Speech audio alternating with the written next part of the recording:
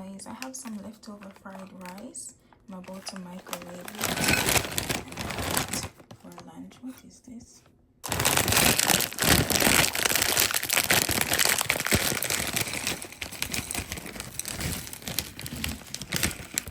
Don't worry, the bag is clean. Clean because I cleaned it. Okay, I'm going to microwave it, then show you how it looks. This is my orange. Hold on. Okay guys, it's fresh out the microwave and this is how it looks. In Japan, I don't know if you know, but fried rice is not eaten with a chopstick. And you can already guess, right? Because it's oily.